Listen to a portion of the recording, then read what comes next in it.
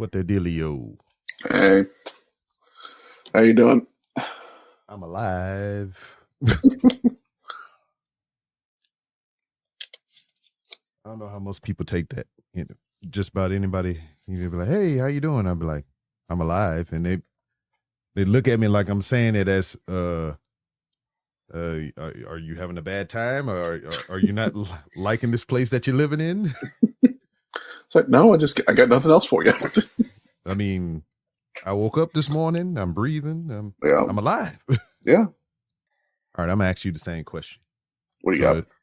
So if somebody that you know, significant other or anybody, asked you, I mean, they casual wrestling fan, you know, they only know about wrestling because you know about wrestling. They talk to you sparsely about it. Mm-hmm. If they came up to you and it was like, "Oh, is Finn Balor still wrestling?" Yeah. Is Finn Balor good? So how would you address that portion of it? Is he good?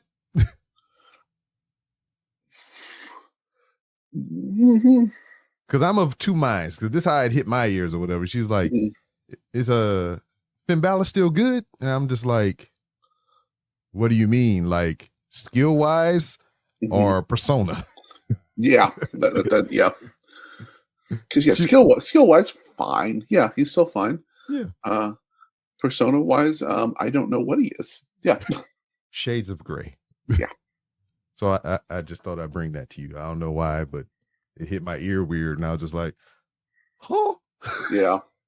My wife asked me that shit, and I was like, "What the fuck? What do you mean?" Yeah, because as a person that for the longest just been talking about and covering wrestling for week to week or however, it's just like to ask a question like that, I'm just like, there's so many layers to that. Could you be more specific? I'm used to, like, you know, casual wrestling fans or just like non-wrestling fans to be like, is he a good guy or a bad guy? Now, if she would have said that, I'm like, oh yeah, he a bad guy right now. Yeah. You know, you're not used to somebody wanting details. Yeah, no shit. Like, but whatever. All right, so what do you want to? Because what we did, we got to cover Sega Genesis. You're trying to think. Yeah, we were right before Sakura Genesis when it was the last one. Yeah, Windy City Riot. Yeah, I think Sakura Genesis is the only thing I don't have in my notes. Let me pull that up real quick so I can have it. Yeah, why you do that? I guess I could do an intro, maybe, possibly. Yeah, it won't take me just a second. Here we go. You are now listening to Random Ramblings with Rob. Yay! Yeah!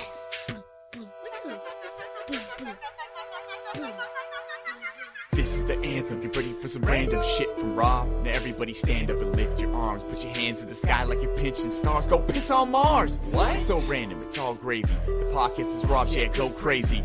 Yup. And all kind of shit like that. That's what Rob says when he runs off track. Fun fact, tuck that in your brain. Fuck that, nutsacks react insane. In the fast lane, still smooth like butter. Rob, dude, you one cool ass brother. Motherfucker. You might hear that about every other word, but who's keeping count? The ramblings get so random, what's happening? I'm babbling so much you can't handle me. Chattering teeth sound like a battle axe bashing the beat. Don't laugh when I speak, cause really, we're just some idiots. I ain't talking about a little bit, I'm talking fully illiterate. Like little kids trapped in a grown man's body. Acting a fool like Lindsay Lohan party. Like it's a party of life, we party all night. Blackout, that's how we party it right. Hit the Walmart cause we bored as shit. Instagram and upload the vid. look at Rob hanging out in the Walmart for no reason, just Instagramming. Got his phone out, walking around looking at himself like, hey, look at me, I'm walking through Walmart. It's so random, Rob. It's so random, but that's what we love. Random ramblings with Rob. Random ramblings. Motherfucking random freaking ramblings, motherfucking random freaking ramblings, motherfucking. random ramblings, random ramblings, blah blah blabbies, blah blah blabbies, blah blah blah. Welcome to another edition of the Random Ramblings with Rob podcast. I'm your host, B Rob, and I forgot my intro because I just threw myself off by not having my mic unmuted and stuff. But like, I'm here. First and foremost, thank you, the listener, for coming back each and every week or however you listen to podcasts. And if you're a first-time listener, I'd like to thank you oh so much for giving my show a try. And if anybody recommended you to me, I would like for you to give that person a crisp high five. Can you, like, you're on the other side. There you go. But if you're not in that person's general vicinity, or you feel weird about slapping hands with your homie or stranger that may have came to you on the street and be like, hey, you ever heard of the Random Rambles with Rob? Because that would be cool if that ever happened to somebody. Pick up your favorite social media app of choice and send that person a DM and say it, because people feel more comfortable sending text messages and everything like that, because, you know, you have more time to formulate your thoughts and get it all together and everything. But you can do that in your DMs by choosing your favorite social media app of choice and send them a well-crafted DM saying thank you for recommending you to me. And speaking of social media, you can find the Random Rambles with Rob on various social media platforms, to include Twitter at 3R Show, or X, whatever the fuck you call it. Instagram at the 3R Show. And for those of you who like to put your eyeballs on things or whatever, you can see this interview as well as hear it on YouTube if you search for 3R Show. And for anything that I may have forgotten to mention, you can go to randomrob.com. randomrob.com, to where you can find many different ways to help support the show and our sponsor, if they're still hanging around. I haven't talked to them in a while. But you can go to Hooks, Rubs, and Spices. Go to hooksrub.com, to where you can get 15% off your order if you use promo code RANDOM. That's hooksrub.com. Get 15% off by using promo code RANDOM. Now that we got that all out of the way, I'm pretty sure you got the Sega Genesis notes or whatever have you. We return here to the Random Rambles with Rob, which is kind of like the I guess the pseudo wrestling pod or whatever. I mean, everybody know how I feel about professional wrestling. And, you know, if I ain't got nothing to talk about, why not talk about professional wrestling? But my man Kaz is back with me, and we're going to just kind of continue the conversation that we started, 2 episodes ago, to where we initially covered and gave predictions for the New Japan Cup. Then we came back around and we discussed the results of the New Japan Cup. And now that we have a definitive winner of the New Japan Cup, Yota Tsuji, he was to go on to Sakura Genesis to face the then IWGP World Champion, which we'll talk about, Tetsuya Naito, as a result of him winning the cup. And now here we are, Sega Genesis. Let's talk about it. Yes, there has been a lot that's happened since we were on here last. Yes. So Sakura Genesis is where we left off. Basically, the first half of the card is nothing. Yeah. So like, let's talk about it for the people who may be unfamiliar with New Japan's booking style or whatever. They do a lot of tag matches. A lot of them serve a purpose. A lot of them don't. It's just kind of like, since they don't have programming from week to week like most American shows that we watch and talk about, they got to get people on the card. So that's what it is a lot of the times. They have multi-man matches, tag matches, 6-man, 8-man. I think they had a 10-man at one time. You know, they do that to get the people on the card. But usually, for the most part, when they have special tag matches or 6-men, it's to further along or create a story or whatever. I don't think we had any leads for any of these tag matches that we got, right? Or not, I recall. Not the first, what is it, 1, 2, 3, 4. Yeah, your first 4 matches are basically just your regular get people reps tag matches. Yeah. Mm-hmm. Word. So the first match of consequence that we start, the junior tag team title 3-way, which was the champions of Clark Connors and Drilla Maloney of the War Dogs against Akira and TJP of United Empire, and one of your favorites, Kushida and Kevin Knight. Hell yeah. I love me some Kevin Knight or whatever. Because like they build that dude at 6 foot. That dude don't look like he's 6 feet tall. No, he does not.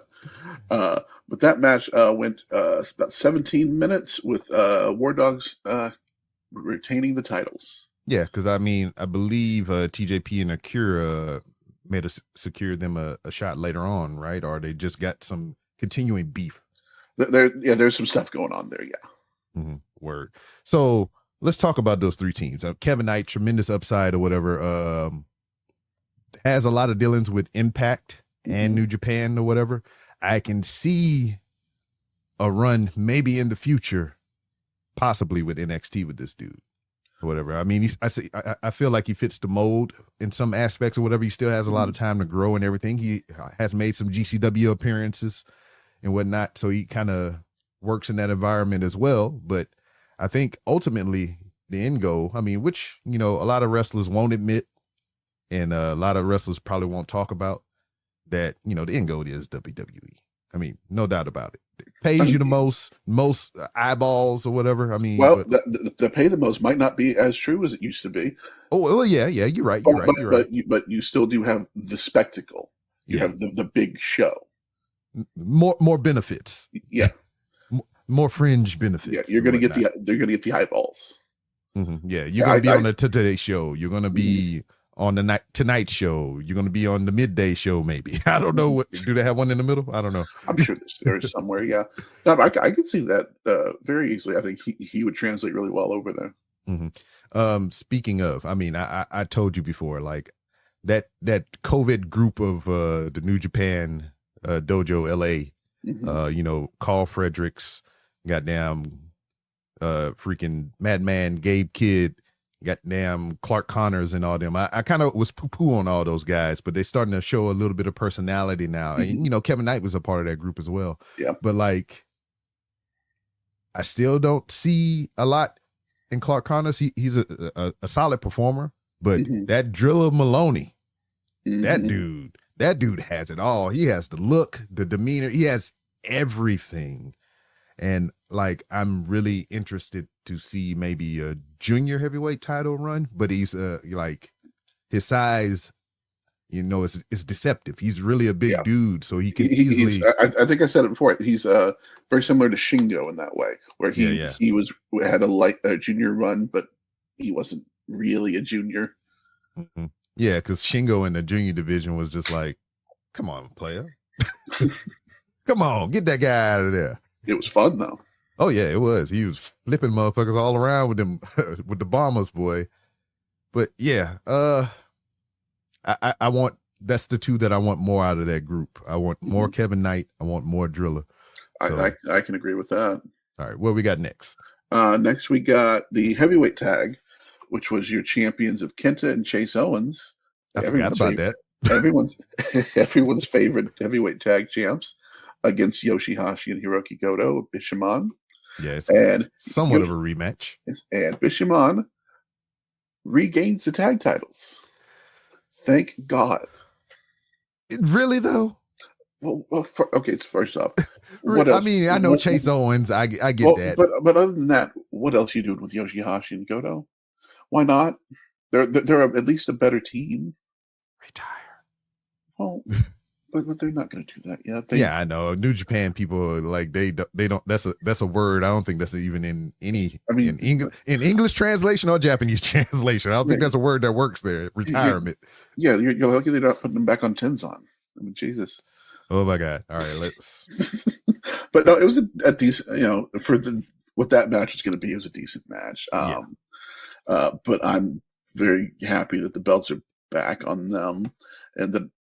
Well, I say that we'll get to it in the future. We may not be done with some of that, but we'll move on to the next match, which was much more depressing than that one. The junior heavyweight title match between Sho and Yo, which I was expecting to be a really fun, interesting match because they're both much more.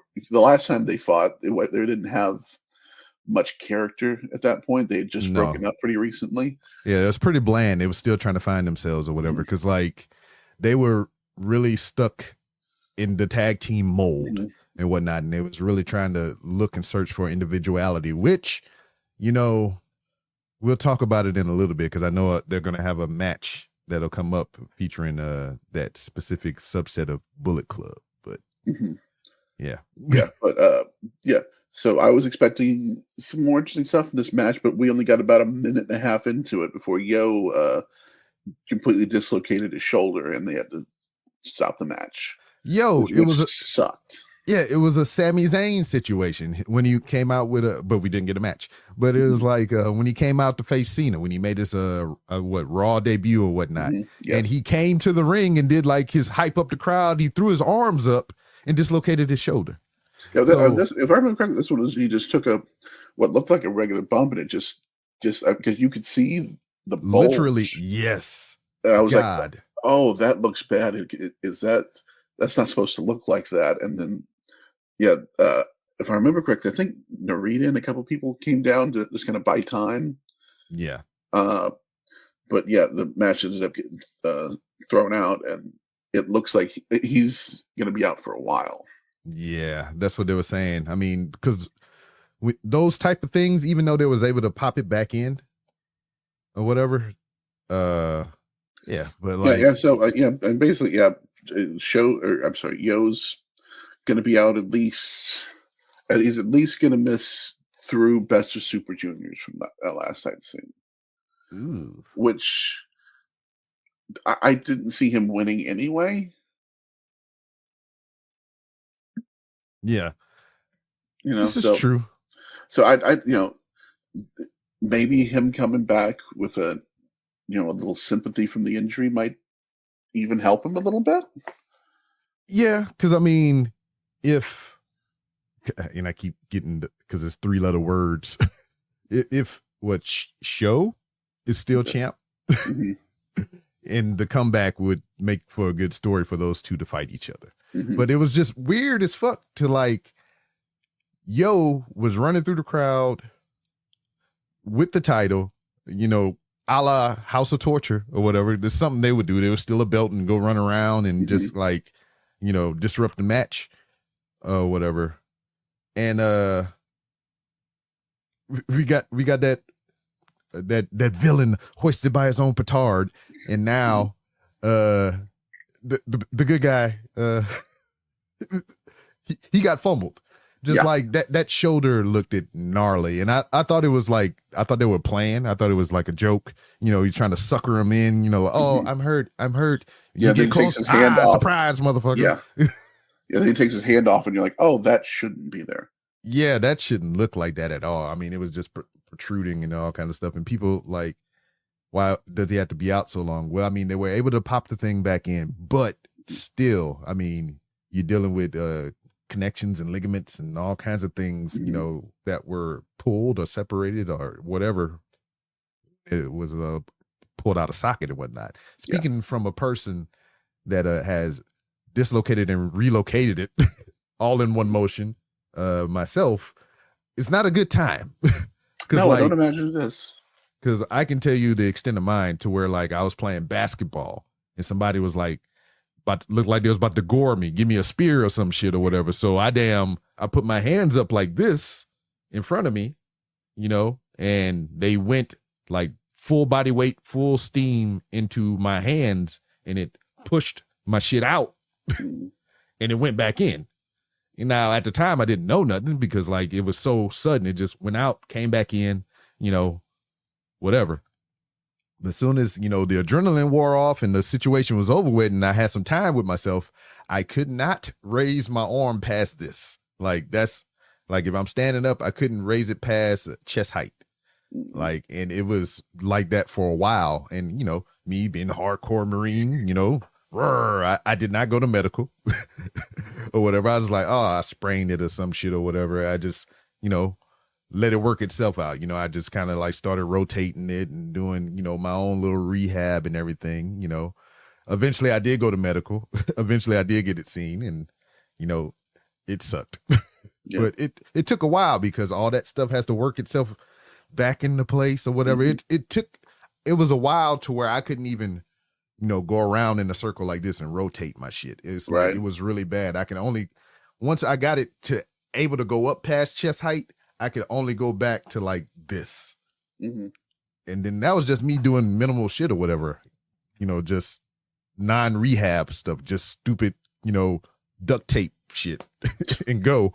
So yeah, it's a tricky situation with those things. Yeah.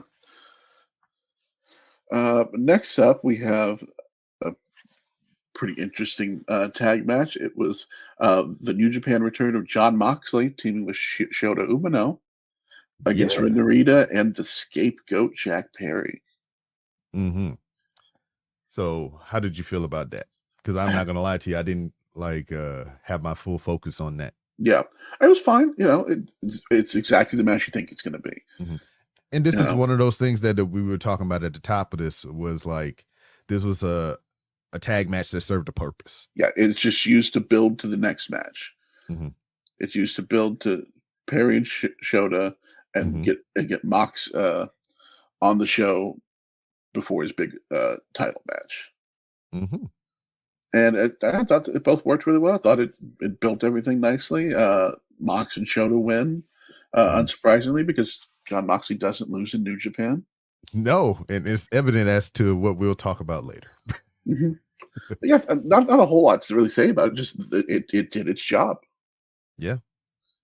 And then next, maybe a little bit more of an interesting, as far as in-ring match, for the never open weight title, your champion Evil loses to Shingo.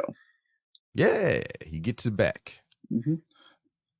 And I think, if I remember you saying, you hadn't realized that Evil had painted the entire never title black.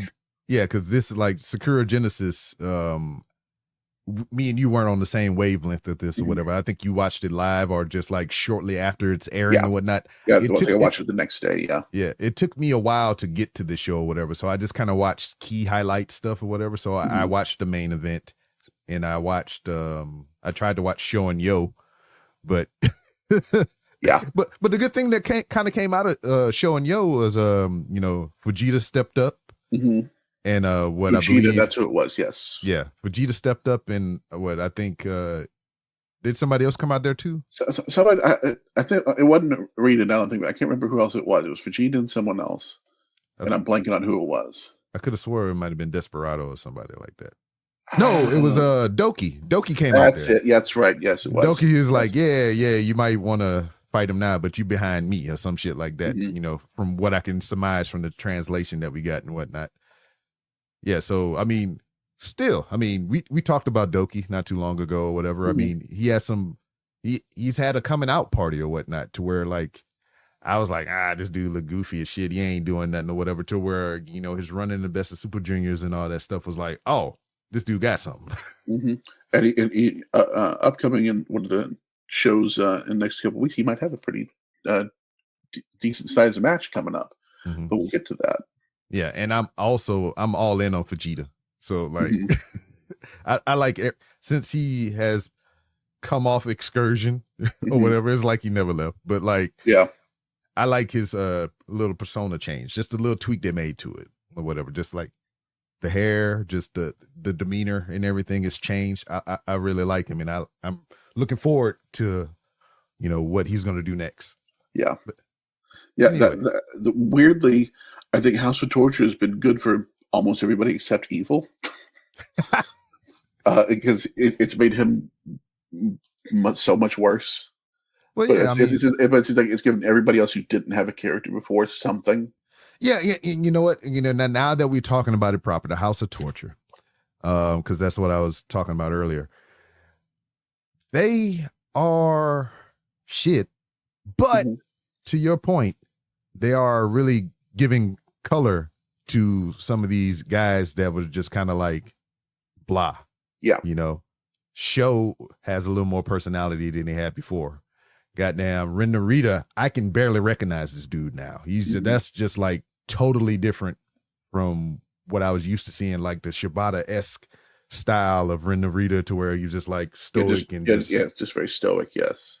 Yeah, but like now he's just like snarling and all kinds of just personality is coming out of him and whatnot. And even Jack Perry, for the little short stint that he did with them and whatnot. I mean, something flourished from that, and we have the House of Torture, ironically, to thank for that. Yeah, it's as much as I think in the last year or so, House of Torture was just kind of a nuisance.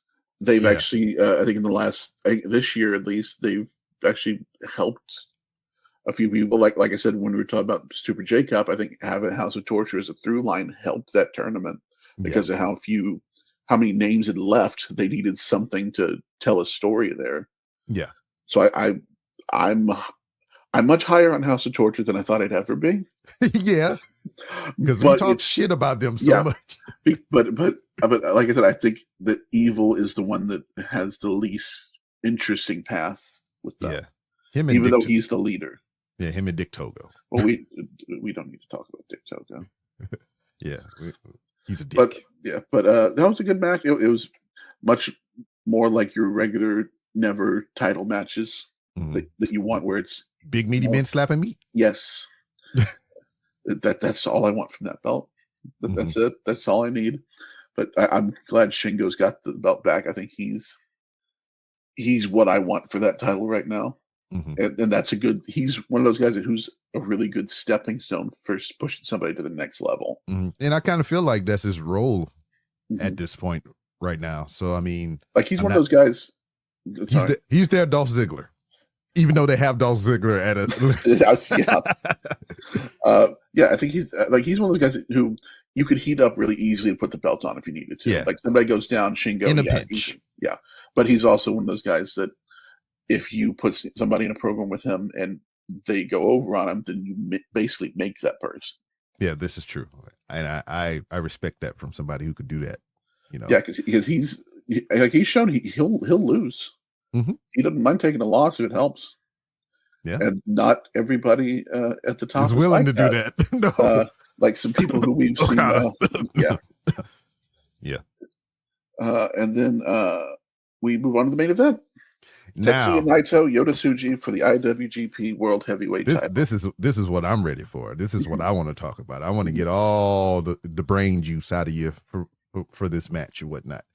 So you seen it already, and you were just waiting on me to watch it to get my opinion or whatever. And I was trying very hard to not say a word about anything. I know, because it took me so long to get to the show or whatever. But like, here we are, man.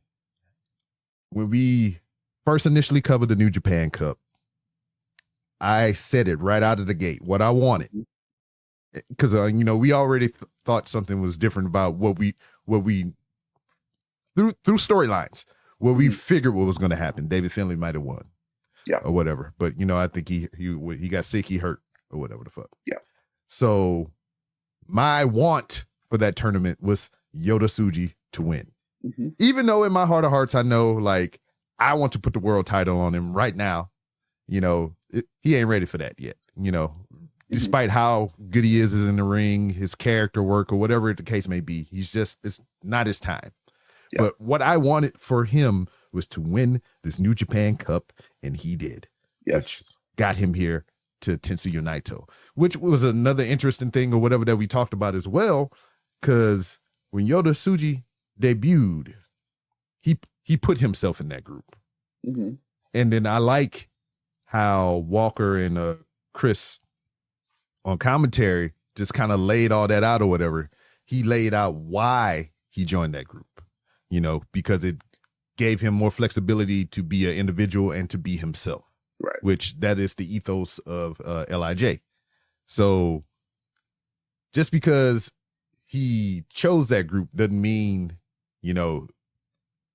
it was going to put a damp on his aspirations and whatnot. He told Naito straight up, I'm going to beat you, and I'm going to take that title, and I'm going to separate it, because as everybody knows or may not know, that within the IWGP World Heavyweight Championship is the IWGP Heavyweight Championship and IWGP Intercontinental Championship. Those two were fused together and to make the current title and whatnot. So Yota Tsuji's task is he wants to win it to separate the two or whatever. So I am all aboard for that story arc or whatever.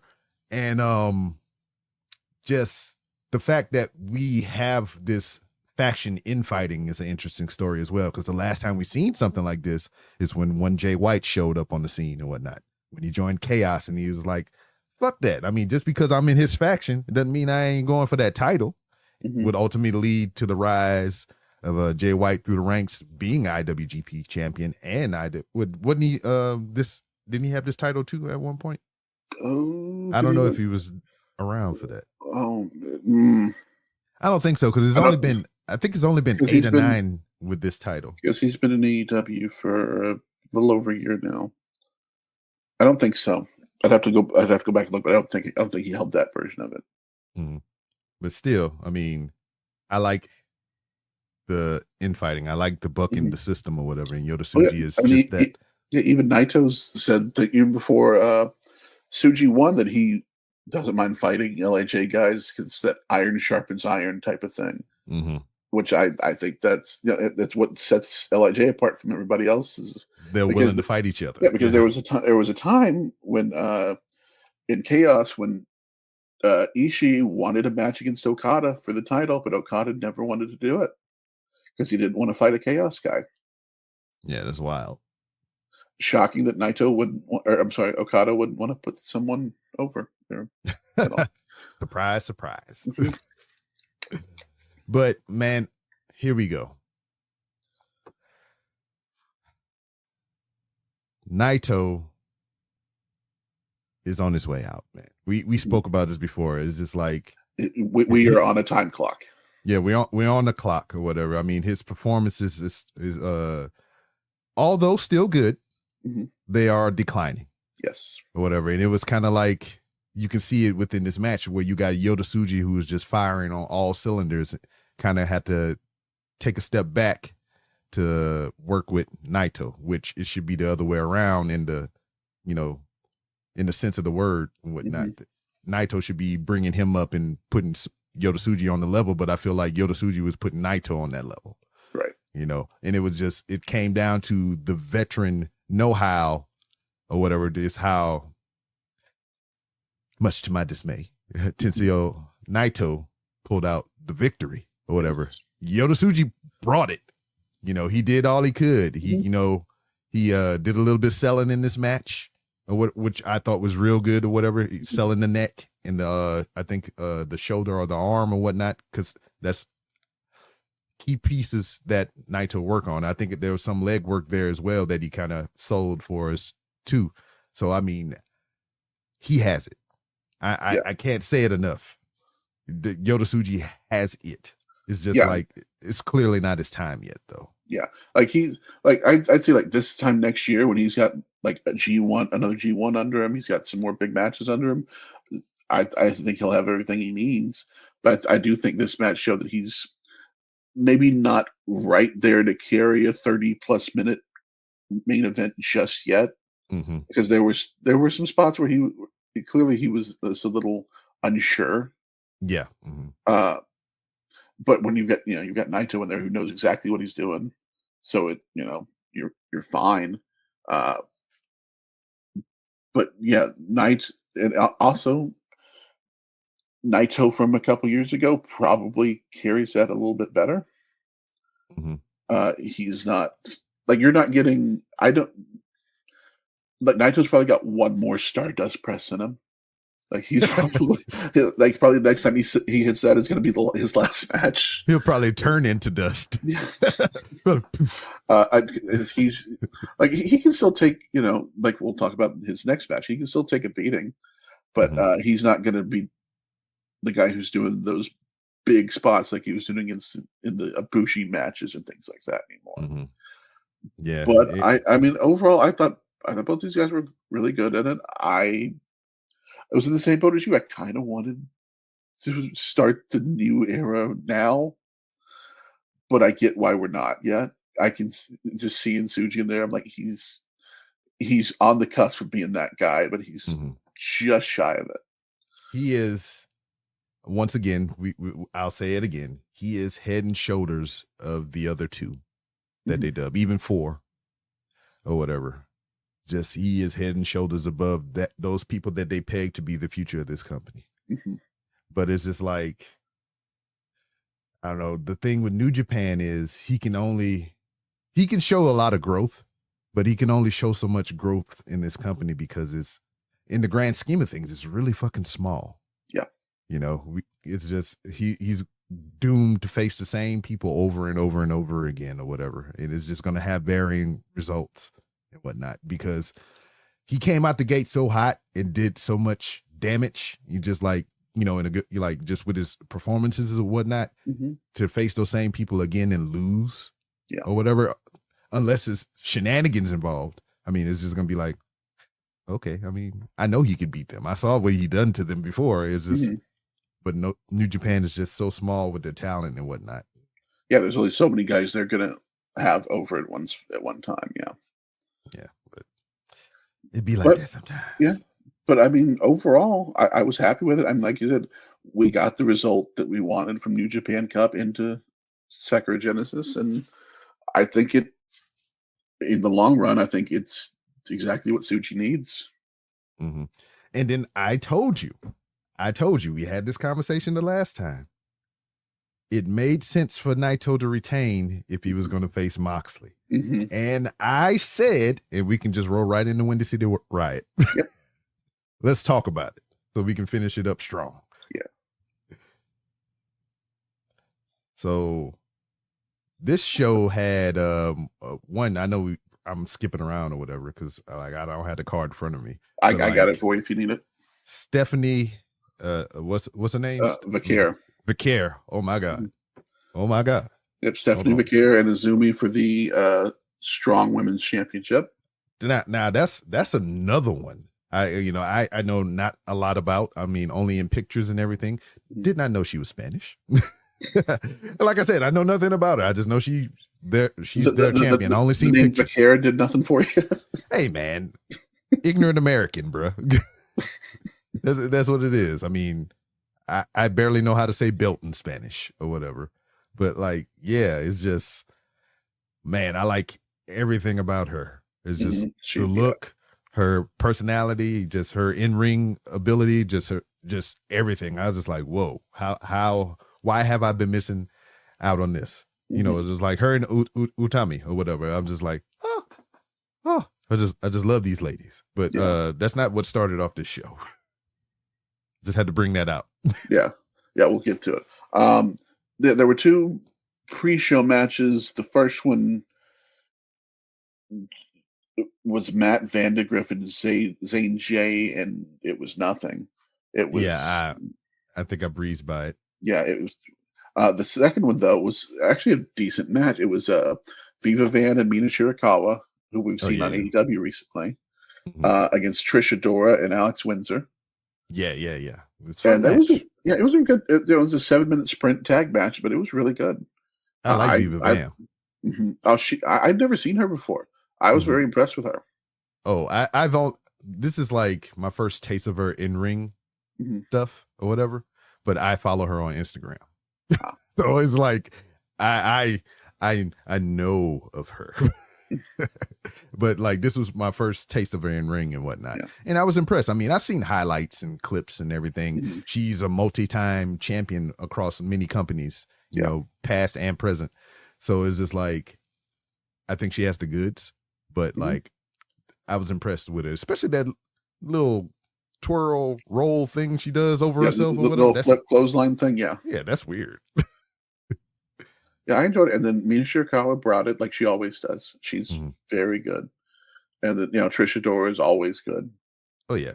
And then Alex Windsor, who picked up the pin, it seems like she's getting the next push. And I'd seen her before, but it'd been a while, but she's definitely improved since last time I'd seen her. And like, even the way this match went down and the way it was structured, I'm happy that the team that Trish Adora was on got the win. You know, I'm barely seeing her get wins or whatever, and she's a phenomenal talent. But like, this match seemed like it was structured for her to kind of like look good here, because you know what we will see later, and we'll talk about that. Yeah. Your official show opener, Ren Narita beats Minoru Suzuki. I did not see that coming. Well, I mean, the way it went down is just like it makes sense. You ain't gonna beat him straight up. Yeah, but you just don't see Suzuki. You know, you think opening the show, Suzuki, you get the big, feel good start. Yeah. and then Narita just comes out and beats him. Yeah, with that what is that? What are they calling that? The push-up bar. Yeah. Yeah, which is one of the weirdest weapons I've ever seen in I know. wrestling. I mean, it's just, but sure, that's fine. I mean, no weirder than the Slim Jim as a weapon on WWE 2K24. Yeah, that's true. But yeah, and it turns out there would be a very good reason for Narita to win this first match tonight, which we'll get to. Right. But it was a, you know, it was a Minoru Suzuki match. Yeah. Yeah, But like, if you've seen a Minoru Suzuki match, you know what this match was. mm-hmm. And what I appreciate about this is like, I don't think Suzuki is like contracted No. to New Japan. He's just No, like this was his first New Japan match this year. word. So it's just like he here to help. Mm-hmm. Yeah, it's another old guy in the old guard who's like, I can help this. Some other people should take note of this. Yeah, because I mean, he's in the same boat as like Yuji Nagata and Bread Boy. What's his name? Kojima. Kojima. Yeah, I keep forgetting about Bread Boy. Yeah. Yeah, so it's like they're freelance veterans for hire. So like, if you need me to sparkle up somebody or just beat the shit out of somebody, you got my number. Just give me a call. Because there's guys who can still go in the ring enough that they could get a guy over. Mm-hmm. Yeah, and just like for anybody, I mean, in the past or even modern day, to have a win over Minoru Suzuki, that's some big shit. Mm-hmm. Yeah, he still like doesn't matter how many matches he loses, he still has that aura. Mm-hmm. Yeah, R. Yeah, fun stuff. Narita with the win.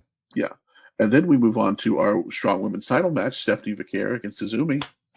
And this is some good shit. Listen, if you said to me this was the match of the night, I wouldn't argue with you. Mm-hmm. This could, you know what? No lie, this could have main evented. Listen, I wouldn't have been mad about that. Mm-hmm. Like, I know we have bigger stakes on the line. Yeah. I mean, this is not to be outshined. I mean, it was a freaking title match. Yeah. But like, as far as quality goes, this could main event a show. Yes. It could main event a show. And it was just like, I am just in awe of her performance. Just like Stephanie or whatever. It's just like, I did not know. And then she started speaking Spanish and I was just like, my heart melted. And I was like, oh, what is this?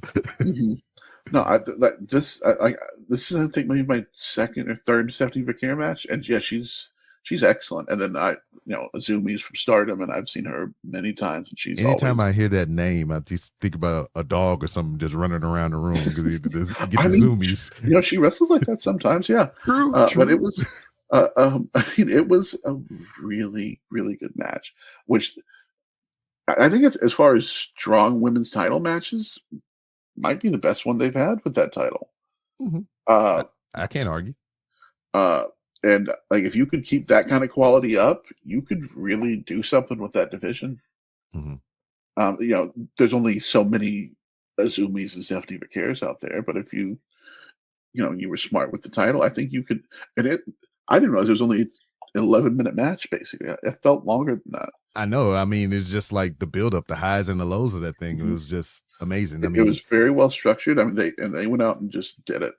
Out of everything that we mentioned so far, from the last card up until this point right here, this is definitely a recommendation for anybody who want to seek out some of these matches. So this match, and definitely Tensou Naito versus Yota Tsuji.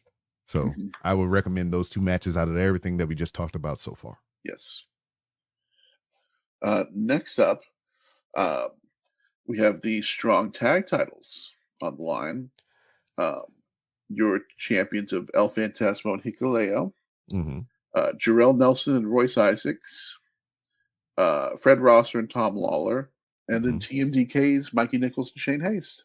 You know what? I'm not going to lie to you. I just kind of fast forward through this match, and I think you was about to reveal the results, right? Yes. TMDK finally wins New Japan Gold after years of being in and out of the company. They're the new strong tag team champions. Yeah, like I said, it was a bumblefuck of a match. Yeah, it was a 4-team tag match. If you've seen one of them, you know how they all basically end up. But the one thing that I want to point out of this, not only did TMDK get the gold or whatnot, which will kind of lead into what we talk about later in the card as it pertains to them. But Tom Lawler putting the dude in the front face lock to choke, and he was like, I seen CM Punk.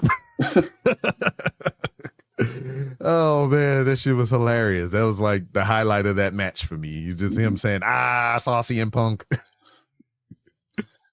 Yes, that was. And the other thing for this match that I guess would be important is that after the match, Nelson and Isaacs would attack Lawler and Rosser, and they end up cutting Tom Lawler's hair. Whatever it was that he had. Yeah, to set up for a match. I think they're doing it. We'll look whenever we get to the stuff that's next up. I think it's at Resurgence that they're doing the return match there. Because Team Filthy has disbanded. Yes. Word. All right, I think. So and then next up, the Scapegoat Jack Perry versus Shota Umino. This was some good shit. This had no business being as good as it was. Hell yeah. So like now we can kind of talk about it because I alluded to it a little bit earlier, whatever. Jack Perry.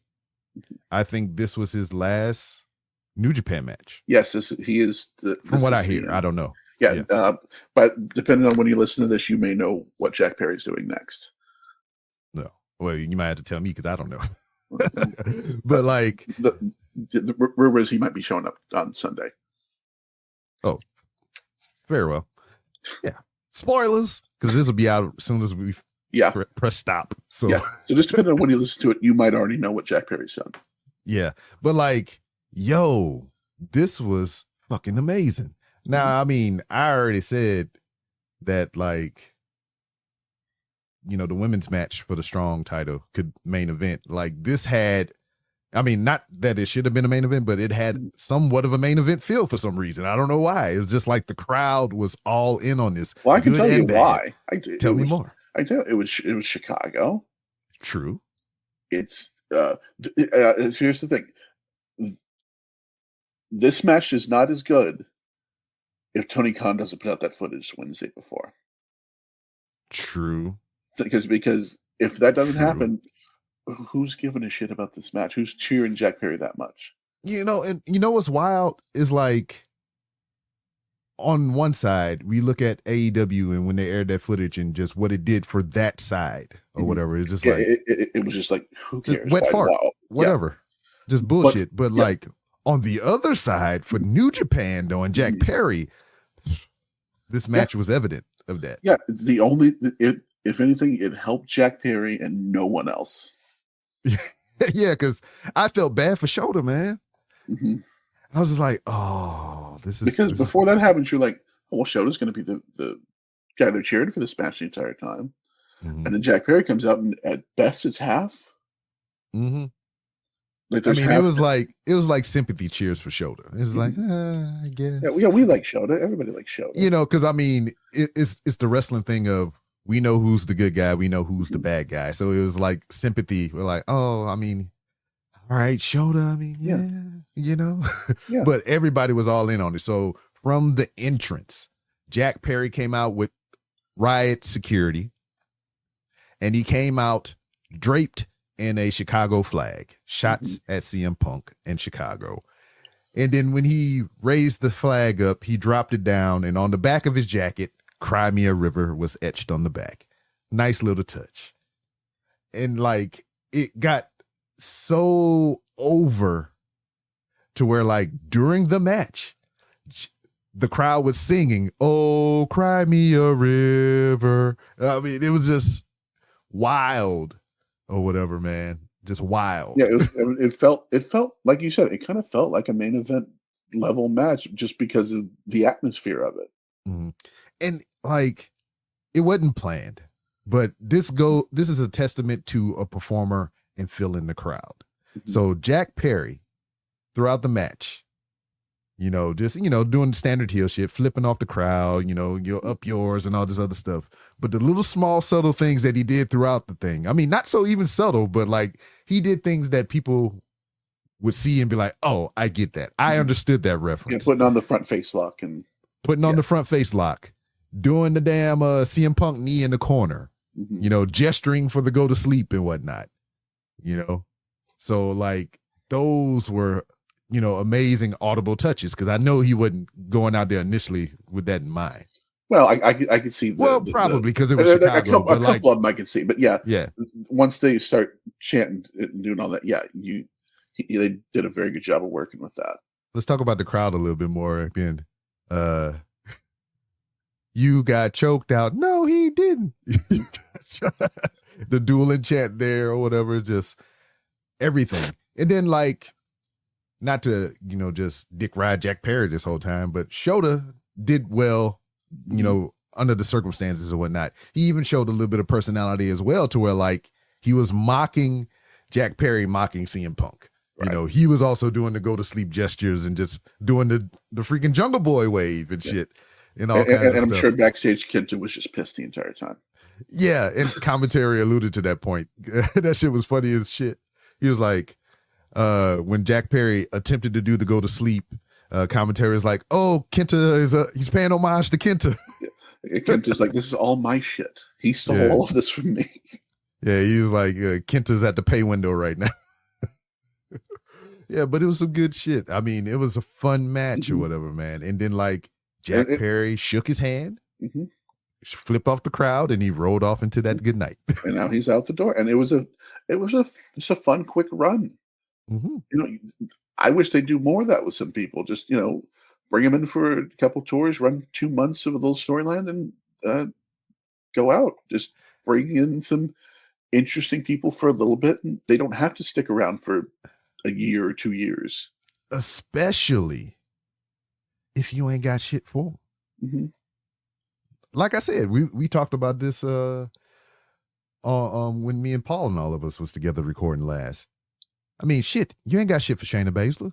Send her alone. Let her go do Bloodsport or some shit like that. You know, just don't let them sit stagnant. Don't let them get big and bulky in catering. Just let them go do something. Yeah, because Shayna had a fun match, Bloodsport this year. You are the only one that's seen it because I didn't. Well, I'll hit a little bit of it before we get out, but there were a few matches this weekend that were really good. Mm-hmm. But yeah, I thought this worked for everybody. He got Shota a good solid win that he needed because he hasn't had a lot of big wins yet, and Jack Perry did exactly what he needed to do. Mm-hmm. And then we move on to one of the matches that really sold this show as far as tickets. Hiromu Takahashi and Mustafa Ali. Now, so weren't there changes to this match? Because wasn't it initially for one of the titles? I was going back. I was trying to find if it was. I can't find one that was that they've. Yeah, because I thought it officially said it was for winning the belts yet. Yeah, I thought it was for the junior title at one point. So I'm trying to remember how, because they announced this decently far back. Yeah, but I don't think when people started booking Mustafa Ali, they announced this shit. Yeah, so it's been on the card for a while, but I think Hiromu had lost the belt by then. But I need to go back and look at that. That's one thing I forgot to go back and look up. But it might have been initially. Mm-hmm. Yeah, because I mean, there was some talks on commentary to where like they didn't even so much reference the junior heavyweight title, but they referenced that Hiromu wanted a shot at the X Division title or something like that or whatever. But like I think they said Mustafa Ali said no, so I mean there was something there. Yeah, but then Hiromu don't even have the belt no more. No, so. But he does have a new addition. Daryl Jr. The return of Daryl Jr. and he has been shredded. Gym. Yes, you know what? Abs for days. I'm not gonna lie. So like, I follow Hiromu on various social media platforms, and he's been posting the pictures of Daryl Jr. with the mask and stuff. You know, back from his lucha excursion. So I was like, me and Young Child have a relationship because of but we have a bond because of Daryl. You know, so we love Daryl and everything. And I was showing her the pictures of Daryl and Daryl Jr. in the lucha mask. She's like, it's Daryl lucha, mask edition and all kinds of stuff. So she was excited about seeing that shit or whatever. And then I showed her the ripped Daryl, and she was like, "What the hell?" She's like, "What is that?" And I immediately got online and tried to find this thing because I want one. Yeah, I figured you did. I want one. Yeah. Look, I mean, as evident, I want one. Oh Lord, but it started a little slower than I expected it to. Mm-hmm. A little more character work, which Ali's been doing a lot lately. Because he couldn't before. Yeah. He wasn't allowed to do anything but do a couple flips for 3 minutes and get out the door. Yeah. But when it picked up, it picked up. Mm-hmm. I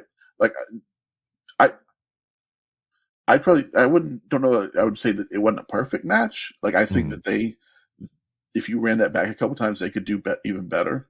But this was a fun match. They did a lot of really fun stuff, including, I think maybe my favorite heel spot of the night, Ali making Daryl watch as he beat Daryl.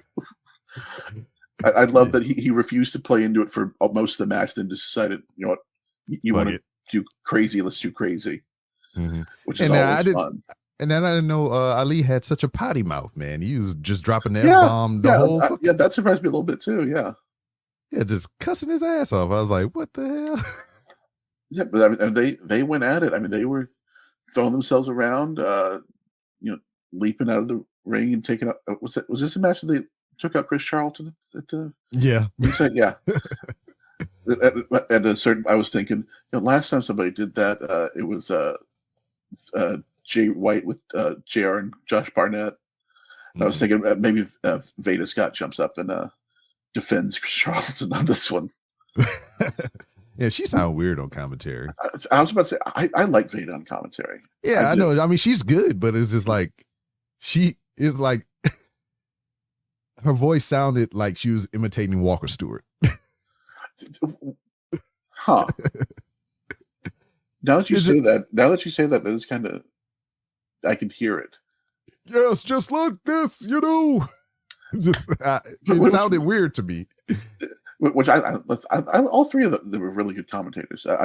Walker's been. I don't think we've really talked about it much with Walker taking over for Kevin Kelly, but he's been excellent.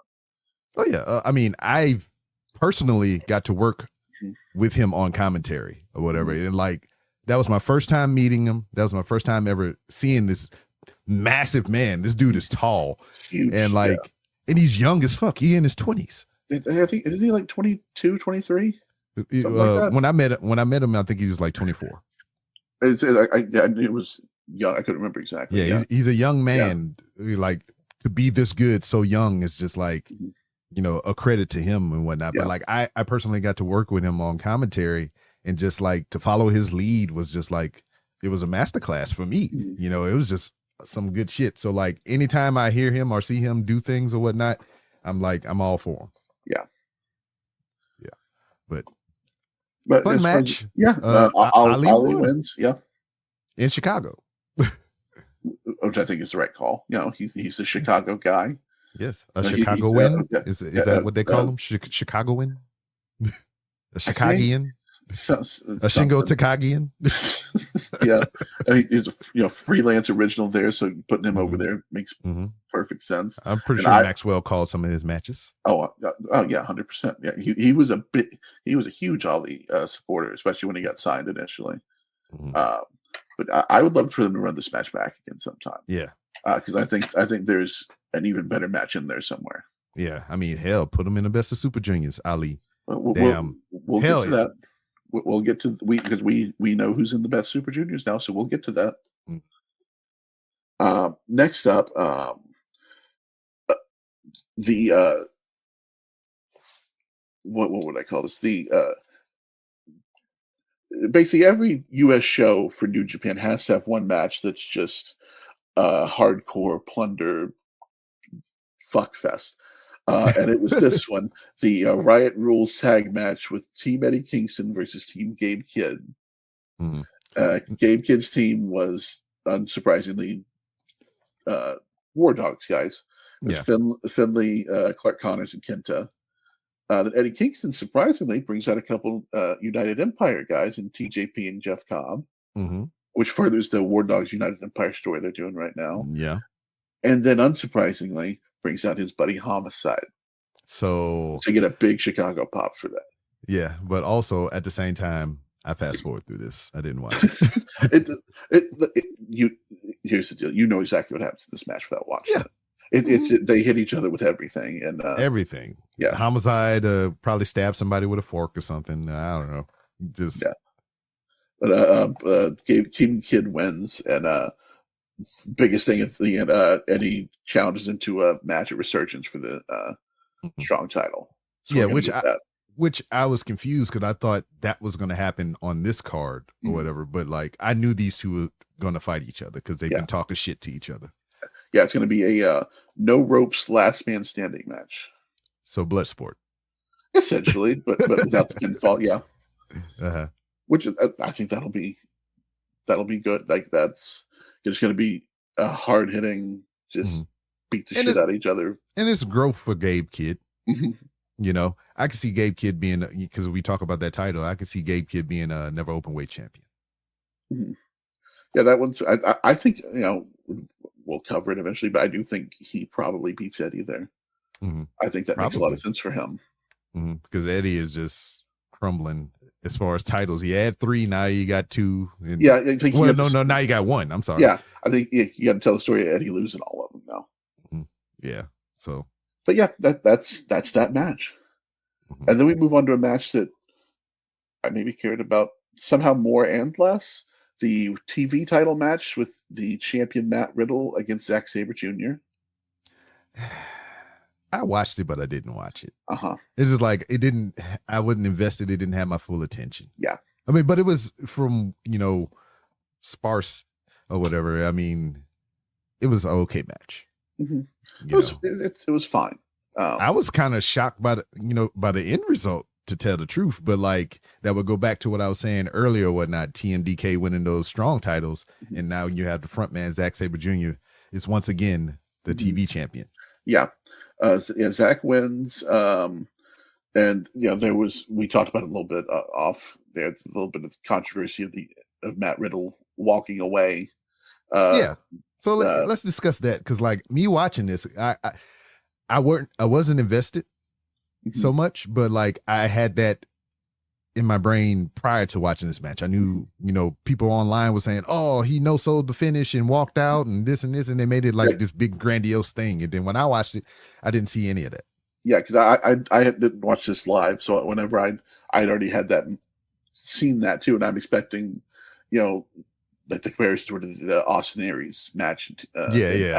With Johnny, whatever the hell his name was at that point. Johnny Impact. Was an Impact, yeah. And where he just gets up, walks away, and we never see him anywhere ever again. But it was nothing like that. So he was like a little more, smiley and fist bumping everybody on the way out. Yeah. And like you could convince me he would just thought, well, the camera's not on me, who cares? Yeah. But it ended up being on him. Yeah, or even like, is he there anymore after this? I mean, I don't think he has anything booked at the moment that I am aware of. And then he's like the man in MLW right now. So, but it's like, so the end of the match, just to put it out there for people who think like, oh, he no-sold the finish or whatever. I was like, he didn't take an impactful move. He did not get submitted or anything like that. No, it was just a roll-up. It was a flash pin. It was a roll-up. He got shocked. He got snuck on or whatever. So it was just like, there was nothing to sell. He was just like, it was a flash pin. So he just got up and, you know what I mean? He didn't even like just pop up and just, he just rolled out a ring. He was pissed. Yeah. You could see it on his face. He's like, God damn it. He got me. Then he rolled out of the ring and just high-five people on his way to the back. Yep. I mean, nothing wrong with that. Yeah. And you convinced me either way, but it wasn't the huge slap in the face thing I was expecting it to be from the internet. Yeah, from what people were saying, Yeah. Sorry, sons of bitches. Stop hyping shit up like that. But yeah, Zack's the TV champion for the second time. First two-time champ. Yeah. That title still looks weird. I like it more than I did initially, but it's I don't really know what this does for Zack. The irony of the TV title when they don't have a TV deal. is just weird to me. And also, like what you were alluding to or whatnot, you know, I think even Zach kind of said, he was like, yeah, I mean, this is cool, but like I still have aspirations for the world title. Yeah. And it So seems like it seems like maybe this was just this is just a stopgap. Like if Riddle's not getting booked, you got to get the title off of him. True. So here's a guy we know can have the belt for just a little bit. Mhm. And, you know, you can easily take that belt off Zach and it'll be fine. Yeah. But yeah, that's about it with this one. The next one was kind of I think we talked about it last time, a bit of a make or break match between Tomohiro Ishii and Nick Nemeth. Yeah. The whole thing behind this is, can Nick Nemeth work a Tomohiro Ishii match, which is kind of your boilerplate New Japan hard hitting match. And if you can't have a good match with Ishii, who can you have a good match with there? Yeah. And I kind of thought he pulled it off.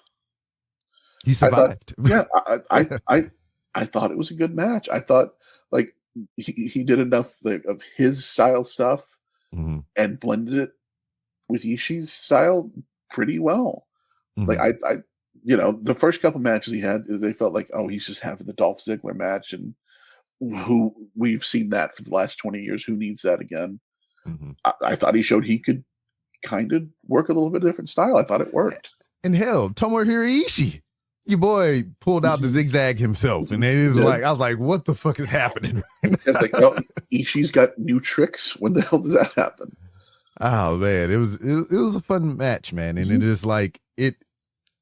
I like seeing awkward shit like this because, like, never in a million years would I have thought I would see this pairing of individuals in the wrestling ring. Yeah, this is something you get like in Fire Pro or something, where it just randomly throws something out there. Community creations, just put them together, just fuck it. It's one of the things, because Ishii's a heavyweight, but until he's in the ring with like actual big guys, you don't realize how small he actually is. Because I know how small he is because I went to Supercard Honor in New Orleans and he walked past me in flip flops, and I was like, "That's a tiny man." Yeah, because there's a lot of the New Japan guys, even the heavyweights, are not like super tall guys.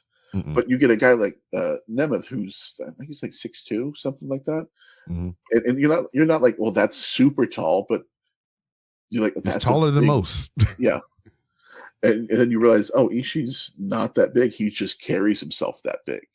Like when he's in the ring with heavyweights, he just carries himself like a heavyweight. I can remember like getting into New Japan, and I thought he was just like the biggest person I ever saw, like just wide, just big beefy bastard. And then I saw, like I said, I seen him at that show, and I was just like, huh. Yeah, it's just amazing how he just carries himself that way. Because he was a junior at one point for a short time. He was actually he was under the Black Tiger mask for a very short period of time too. Oh, I did not know that. Yeah, that was I don't remember who it was he was against, but yeah, he ran as Black Tiger for like, it wasn't very long, it was a couple months. Wasn't a very good run, but yeah, I thought this match delivered. It I think it was what Nick Nemeth needed to show that he could actually hang here. You know, who knows how many matches he'll have here, because he's doing the TNA thing right now. Tonight, they have a pay-per-view. Tonight? Tonight, as we record on the Saturday, they TNA has their pay-per-view. I forget what the name of it is. It blanks my mind, but I'll probably watch it. And then tomorrow, Sunday, we have AEW Dynasty. So 2 pay-per-view weekend. And then I might pay for one or both. Yeah. I mean, it's only $20 where I get it from. And then we have our main event, the big one, the IWGP World Title, Tetsuya Naito, Jon Moxley. So, man, what did we say?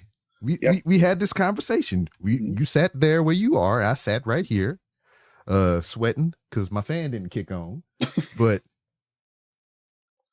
I said it made the most sense for Jon Moxley to win this match because they don't have a weekly program. They don't have monthly pay-per-views or whatever like that or whatever. It's just like, it makes sense because he wouldn't have to be there every fucking day, every fucking week or whatever. And it's just like, hell, look at his United States title run when that was a thing. He was never there, but he still held their title and whatnot. Yeah, and I pushed back on that because I was like, yeah, that sucked because he was never there.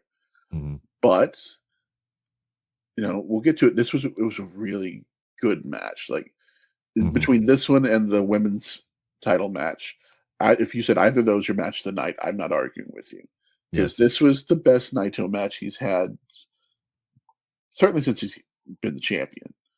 But I feel like in a while, he brought everything he had in this one. And then that's like what we've been saying. I mean, is he just putting it all on Front Street because we don't have him that much longer? Yeah, I think he's picking his spots. It's like, this is a match I got to have that's a really good match versus, the Sonata match where you're like, I don't need to try for this. It's Sonata. What are we doing? Yeah. But yeah, I thought both guys were Moxley, unsurprisingly, gets color pretty. I think about halfway through the match. And, what's funny? I fired up AEW Fight Forever last night, and they're like in the loading screens or whatever. Oh, you finally got it. I've been had it. I just never played it a lot. Yeah, because I think I got it day one. Oh, because I know what is like I was searching for it physically because of the wrestling correction. I just got it physically. Okay. But I've always had the game. I downloaded it digitally across 2 platforms already. So I had it for Xbox digitally and I had it for Switch digitally. Gotcha. And then now I have it physically. But I fired it up last night and they show on their loading screens in between or whatever. They have character model pictures and whatnot, and they'll have critics or like tweets under the picture saying stuff about just the game and stuff. Yeah. And they had a picture of Jon Moxley covered in blood, scratches and cuts and everything from I guess like the barbed wire match and whatnot. And at the bottom the caption said, "If Jon Moxley isn't bleeding, you're not doing it right." Yep. That's pretty much it. Yeah. But there were a lot of really, really killer spots. I mean, that DDT under the apron where Naito just goes completely perpendicular on it. Yeah, just straight up. Yeah, erect penis, just poop. I mean, I think both guys just killed it in this match. I mean, they, especially at the end, a lot of false finishes. I bought. I bought the first Death Rider. I thought it was over. Both Destinos. I thought, oh, that's it. Like they especially at the end, they really just went right at it, and I was hook, line, and sinker in for it.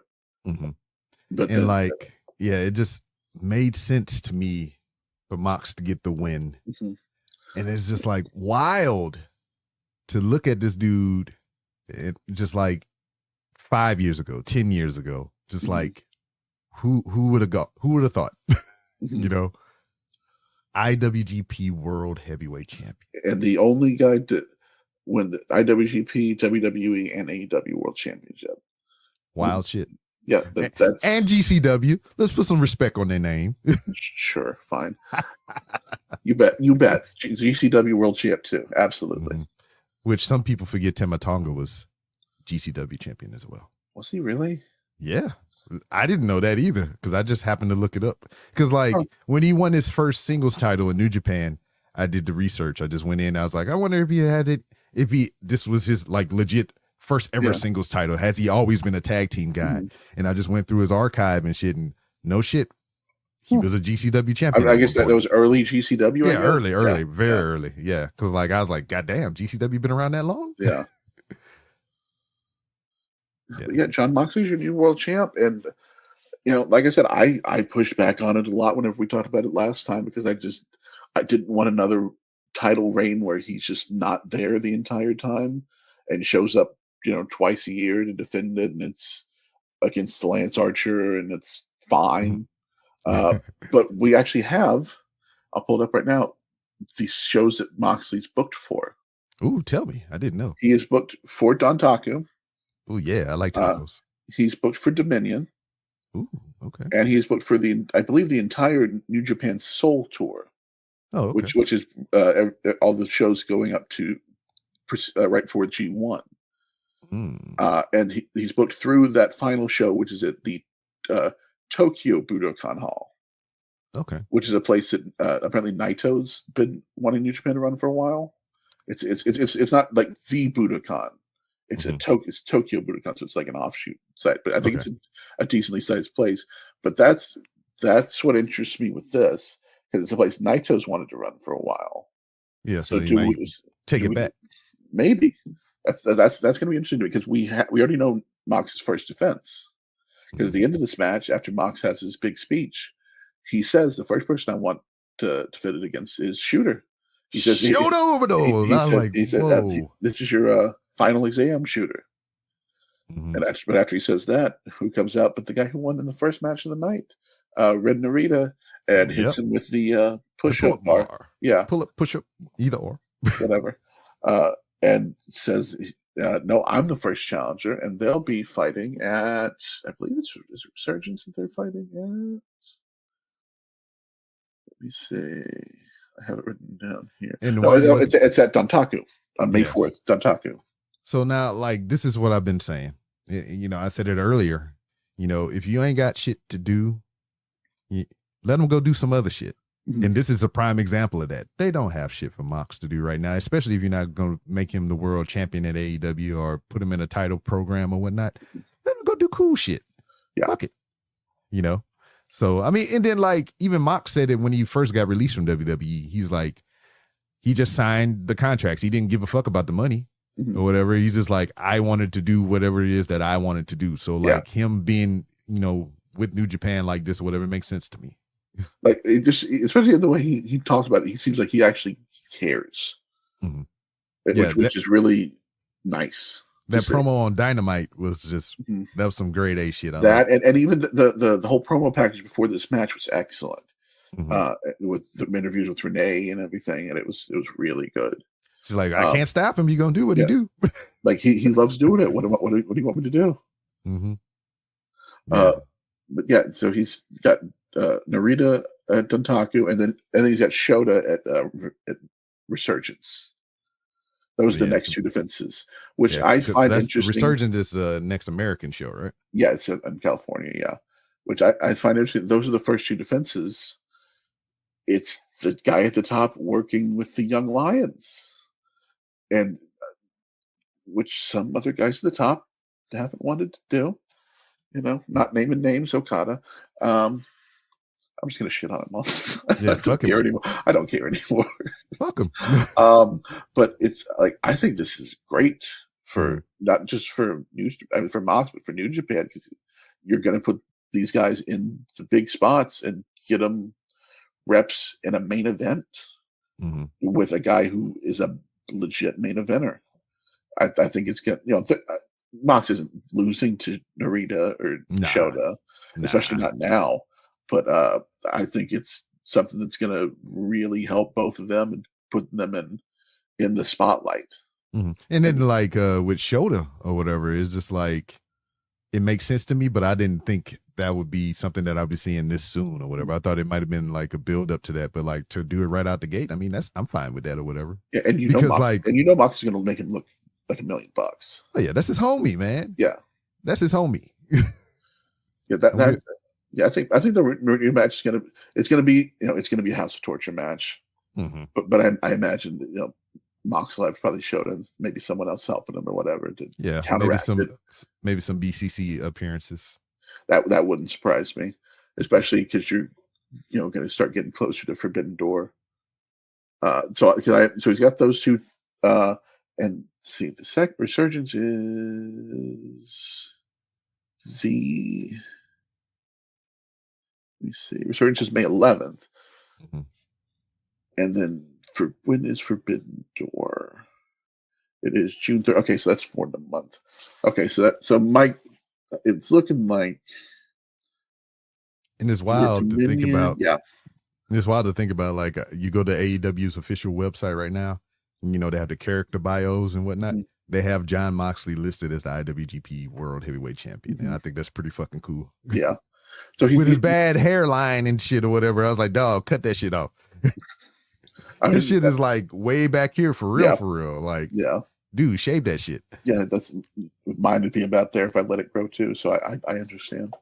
But yeah, I mean, we've got those two coming up.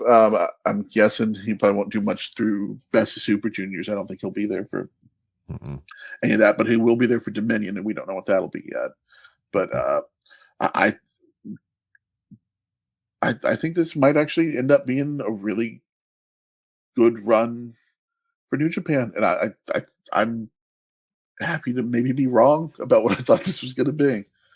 It seems like he's looking to actually do the work. So, slam dunk, easy shit. Tetsuya Naito could easily just take it back or whatever, just based on the information that you gave me, just this whole situation, whatever. Because Naito going to want his rematch. Yeah. But if you had your way, who would you have take it off of Mox? That's interesting. I say Yota Tsuchi all day, but yeah, like I mean, I think. But I would say Zack Sabre Jr. too. Well, that's what I was saying. Since we started this, I've been a Zack guy. I've been saying Zack's got to be up there in the mix to be the next one to hold it. I still really like my pick of him winning the G1 and then cashing in at Royal Quest and doing it in the UK. I still really love that story that I've created in my head. That's going to disappoint me when it doesn't happen. But anything is possible now. Yeah, it really is. I mean, you could convince me anybody takes that title off of him at this point, because why not? He's obviously he's willing to work with these other guys, and somebody's going to have to get that first big loss off Moxley.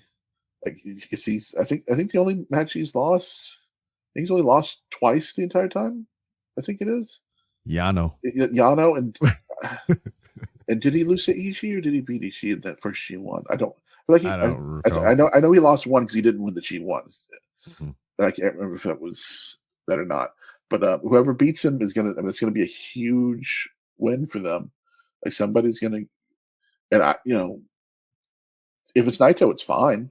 I mean, that's but do you want to give that big rub to somebody else though? And who? I mean, that's a good question. That'd be a big rub to give for somebody.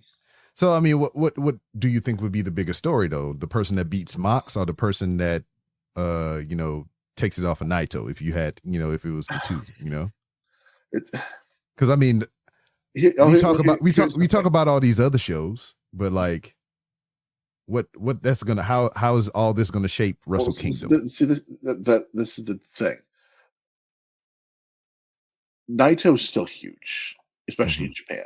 He's still, and at the end of the day, this is a Japanese company that has to cater to the people that are there the entire time. I think it's probably going to be the big rub is still Naito, because if Naito gets the belt back, then this was just a bump in the road for his story, which is good storytelling. It works. It's fine. It brings more eyes to the product or whatever.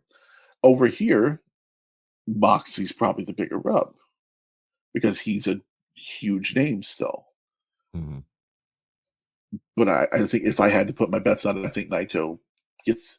I think at that last, it's that Soul Tour is the last thing before G1, and Moxley isn't booked for G1 as far as we know. I don't imagine he's going to be in G1, and I can't imagine not having the champion in the G1. I don't think they've ever not had the champion in G1 as far as I can recall. Yeah. So unless he gets somehow booked for another G1, I think he has to drop it before then. And I'm excited about that. I think the most likely it's Naito gets the belt back, and then we build to Wrestle Kingdom. Well, I say that we build to whatever's next. If I have my way, we don't get to Wrestle Kingdom with Naito because of the Zack Sabre Jr. thing. True. because I just think that makes the rest of the year more interesting. But you do have to start building towards the rest of the year at some point. I think that's the most likely place that we go. Okay. So you said you had the participants for the Best of Super Juniors, correct? Yes, I do. Because I would like to know, because I didn't even know. Yeah, we don't have blocks or anything yet. But we got the participants. Yeah, we just got the names. Yeah. Because the only thing I know about it so far that like Kushida's in there because somebody got hurt. Yeah, because Yo. Yeah, Yo got hurt. He's replacing Yo. Yes. So we have Sho. Mm-hmm. We have Hiromu. Mm-hmm. Of course. We have Kushida replacing Yo. Mm-hmm. We have Taguchi, who. Well, hold on. How about this? We know who's those guys are going to be in there. Yeah. Tell me who are the newer guys or some. Okay. The wild cards. Kevin Knight's in. Oh yeah, of course, he's good.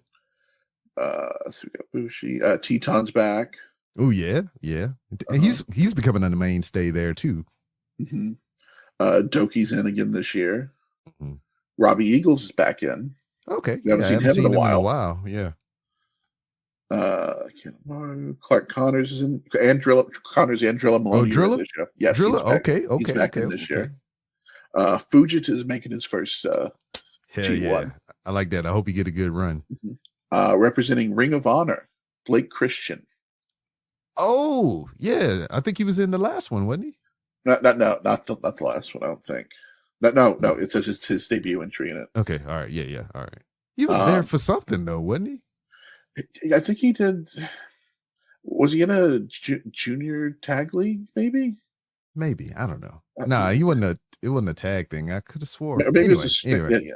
And then we have two people representing Pro Wrestling Noah.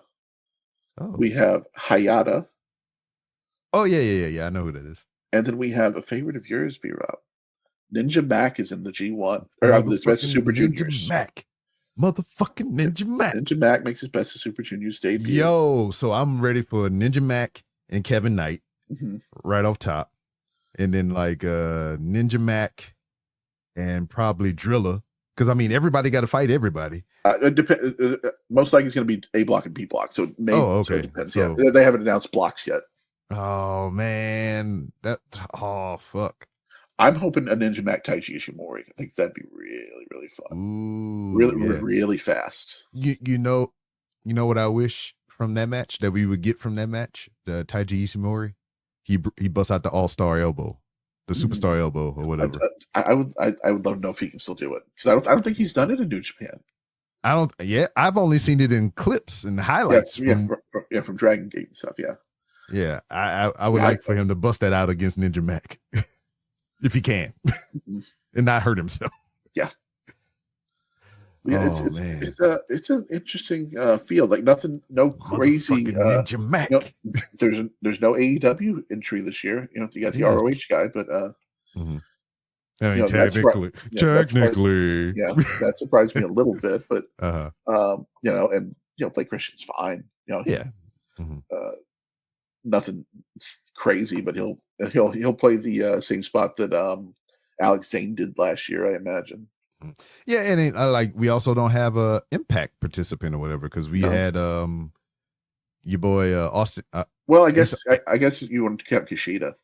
Well, yeah, true, kind of, yeah, but we didn't have Ace Austin or Chris Bay again. Yeah, and I know they were there for the tag league, but that would have been cool to have them in there because Ace Austin fucking killed it in his tournament debut. Fucking awesome shit. But yeah, that is our field. Next time we get together, I think they'll have the blocks and everything, and we'll get into who we think's winning and how and all that. But that's Ninja Mac.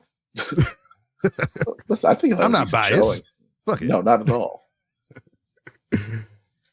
But yeah, I think it's a decent field this year. Nothing that wows you as far as participant, but I think it'll be interesting.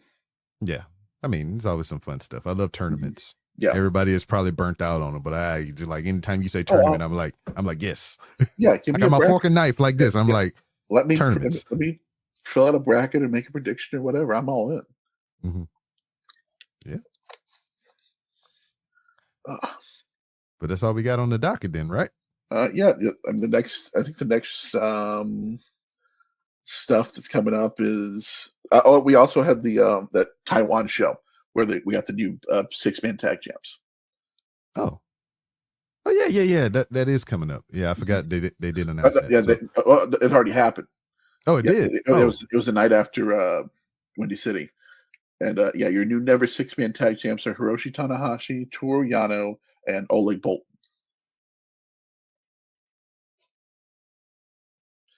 Yeah, sure. Do my Rainmaker pose. Yeah.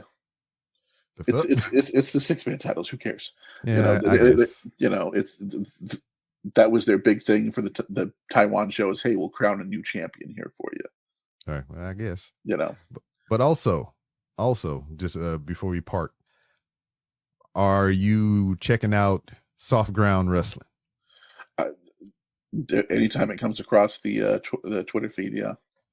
Yeah, so like it's amazing how pro wrestling brings people together or whatever. I think that's just crazy shit or whatever. That like, they're in Uganda, and Shima has been there with the GLEAT guys to help them out and do some stuff, and then Eminem, Maximum Male Model guys, they just went from out there and did some shit with them or whatever. So I'm excited that stuff like this is happening and wrestling is bringing people together. It's fucking cool shit. Yeah, and I think I said I think it was yesterday that the Ugandan wrestling GCW show at WrestleMania weekend next year will be great. What? It's a joke, but it's something. I was like, what? Yeah, but it feels like something Joey Janela would do. Fuck it, do it. I want to see the what's the freaking the blow up wrestler name, the freaking DDT. The Panda? No, the blow up doll one. Oh, Yoshihiko. Yeah, I want that motherfucker going to Soft Ground. Listen, if you want me to watch something, you tell me that's on. I'll stop my entire day. See that? Are you kidding? That's like the next logical choice, man. Send them to Soft Ground. Listen, I mean, honestly, I'm shocked. I would not surprise you if they did that because DDT does weird shit like that. That's what I'm saying. It makes all the sense.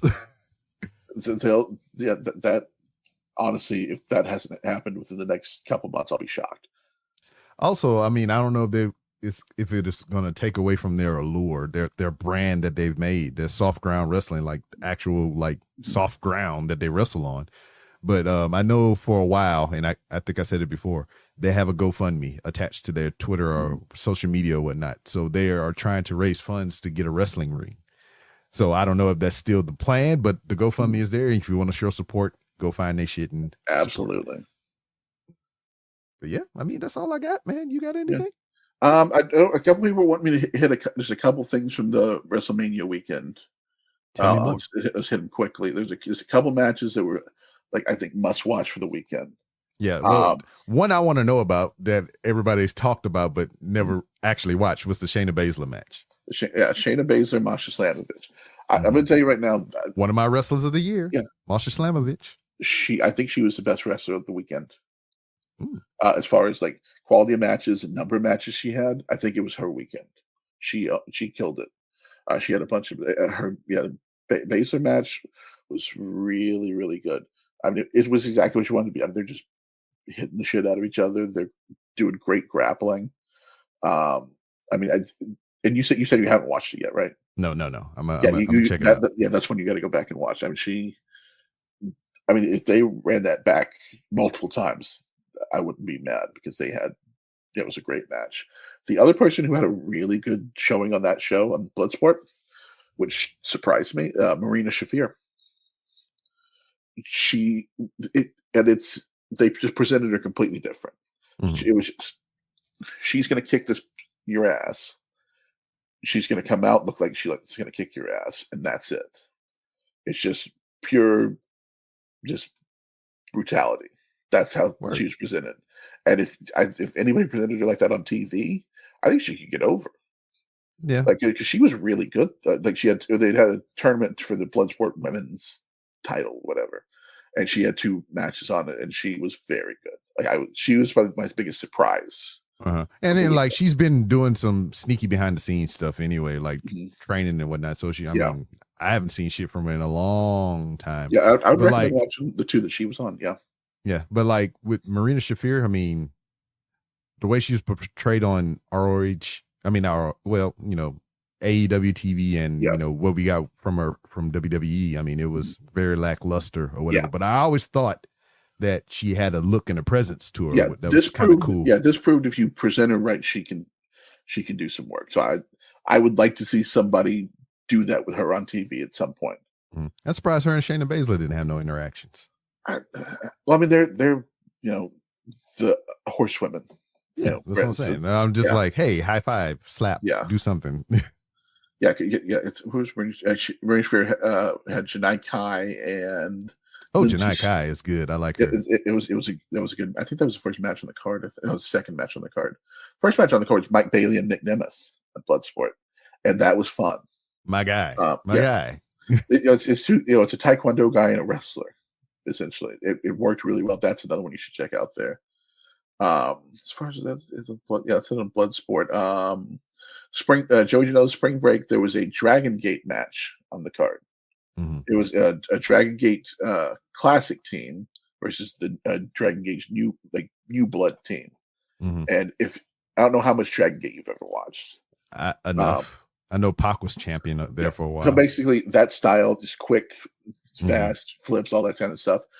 They are the stardom of the men's division. Yeah, that's